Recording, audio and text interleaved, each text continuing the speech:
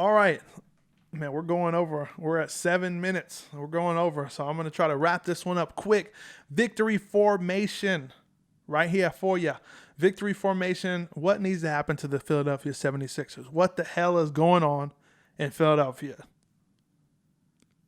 What the hell is going on? No one knows what's going on, especially the GM, the owner. These bozos don't know what's going on either. I just seen that there was an article out that someone put the word out there that the Sixers still believe Tobias Harris is a leader.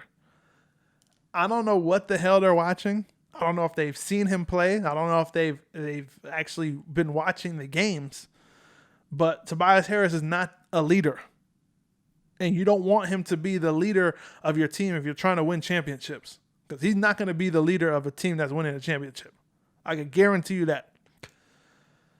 But they're stuck with him. So I can understand why they could potentially be saying that they still think he's a leader. I mean, they gave him five years, $180 million. So if you're paying somebody that much money, they better be a damn leader. But I don't think he is. So obviously they got a job there. In the series versus the Celtics, he averaged 15.8 points.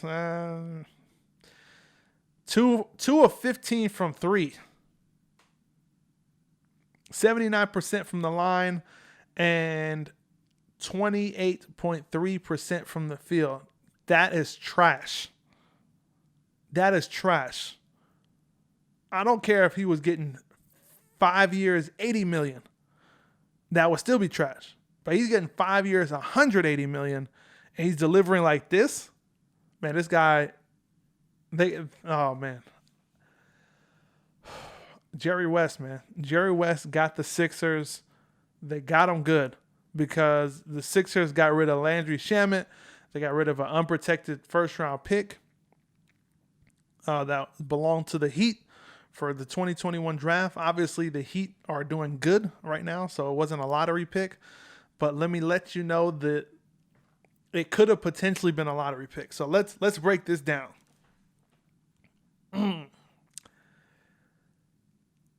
So I believe it was Colangelo who, or maybe it might have been Elton Brand. I can't remember who the GM is. All these guys are really bad.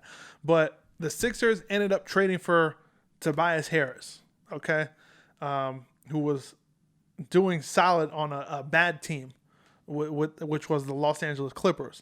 Jerry West already knew what he had, so he traded him to the Sixers for something. Sixers overpaid. Landry Shamet, an unprotected 2021 Miami draft pick, which was at that point looked like it was going to be a high pick. They traded for Tobias Harris, unfortunately, and got rid of that and Landry Shamet, and they needed a shooter, and he played some valuable minutes. He's still playing valuable minutes. I think Landry Shamet is going to be a solid role player in the NBA, if he's not already. So let's go down the line. You know, they bring in Jimmy Butler. Jimmy Butler, according to sources, did not get along with Brett Brown. So what happens there? They keep Brett Brown. They let Jimmy Butler walk. So they essentially chose Brett Brown over Jimmy Butler. So now Jimmy Butler goes to Miami. And remember, the Sixers just had the Miami 2021 unprotected first round. Without Jimmy Butler, Miami Heat would be trash. So now he goes to Miami, makes them a playoff team. Obviously, the 2021 pick is no longer a lottery pick because he brought them to the playoffs. But if they were able to just let go of Brett Brown last year and see what was coming, kept Jimmy Butler, they would have, and didn't trade for Tobias Harris, they would have had a top lottery pick with a solid team. And, you know, obviously you could see, you know, how everything breaks down. The Sixers are just, the organization's not run well.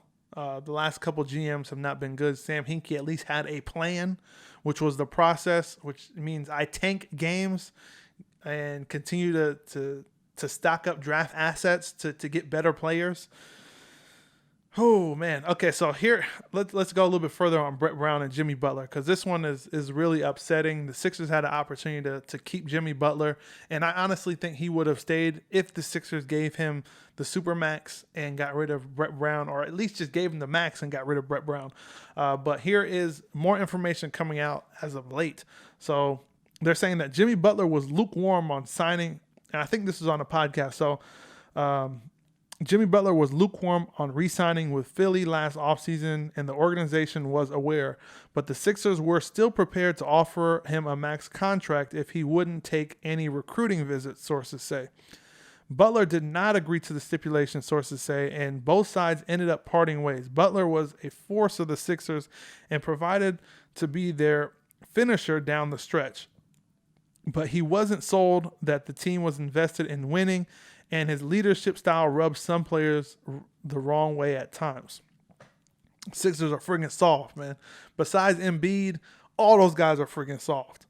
It also states that Brown didn't appreciate how outspoken Butler was with his coaching tactics, and Ben Simmons once took issue with a text message Butler sent in a team group chat that instructed Ben Simmons on what not to do in an upcoming game against Brooklyn, sources say. So, Jimmy Butler is perfectly made for Philly, man. Dude is tough. He's outspoken. He's energetic.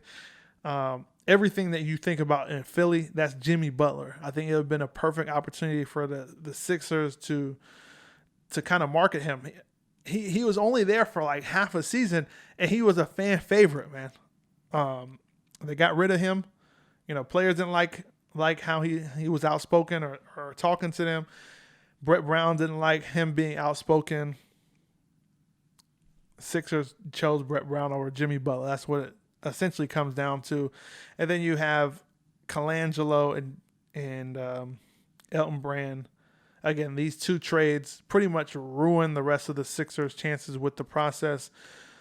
The first one coming with Markelle Fultz. So for those of you that don't know, the Sixers had the number 3 overall pick in the 2017 draft. They ended up trading it to the Boston Celtics, who had the number 1 overall pick in the NBA draft in 2017. They gave up a boatload to move up 2 spots to take the worst player potentially in that draft. I don't know. He still hasn't shown me anything. He might be scoring now, but he still hasn't shown me anything. Markelle Fultz was a flat-out bust in Philly, and I still think he's right now. He's young. He's still young, but he was on the verge of the biggest bust of all time. So that one definitely handicapped the Sixers because they traded a lot of draft assets to go up and get him. To make it worse, again, this one, you know, the Celtics moved from 1 to 3 and get the best player in the draft, Jason Tatum. And then the second trade that ruined the Sixers was trading for Tobias Harris. Again, you see Celtics, Danny Ainge, Tobias Harris was with the Clippers, so Jerry West. Don't take any calls from these guys. Elton Brand, Sixers management, coaching staff, whoever the hell is taking calls from these guys, stop it. Because you're not getting, you think you're smart, but you're not smart. You're getting ripped off every single time. So, oh man, Sixers just embarrassing, man. It's an embarrassment. They have Simmons, they have Embiid. All you have to do is put players around them and get them a solid coach. Not even a great coach. It has to be a solid coach. And you have championships, man, or supposed to have championships. But you have Embiid standing on the perimeter. You're taking the ball away from Embiid when he's hot. I mean, it's just, and then you have Ben Simmons not getting better at shooting. It's embarrassing, man. It's a flat-out embarrassment. And Brett Brown had an excuse at first, but, you know, because he was the coach for the process, so they were tanking on purpose. But after that, when Sam Hinkie left, there was no excuse, man. There was no excuse. So hopefully you enjoyed this episode. Again, we appreciate all your support and all the listeners out there. We're hitting almost 1 hour, 20 minutes. So I appreciate you for sticking around this long. If you haven't already, make sure you hit that subscribe button on YouTube at the Chuck It Up Podcast. And then also for the audio version, the audio only version, if you're listening on the road, if you're listening at work, or your home office, wherever you're listening to at the gym, maybe your gym reopened, make sure that you subscribe to us on your favorite podcast platform. We are on Apple Podcasts, Google Podcasts, Spotify, iHeartRadio, Pandora, and a whole bunch more. So make sure that you search us up, the Chuck It Up Podcast. We got these weekly episodes coming at you heavy. But no, we appreciate you. Appreciate the support. Leave a comment. Let me know what you think. But as always, action turns knowledge into power. And we will see you next week. Peace. Thanks for stopping by. Make sure you guys hit that subscribe button for more fire sports takes. And for those of you who are on the go, make sure you subscribe to our full show, which airs every Thursday on Apple Podcasts, Google Podcasts, Spotify, and a bunch more. Until then, I'm chucking it up, and I'll see you guys next time.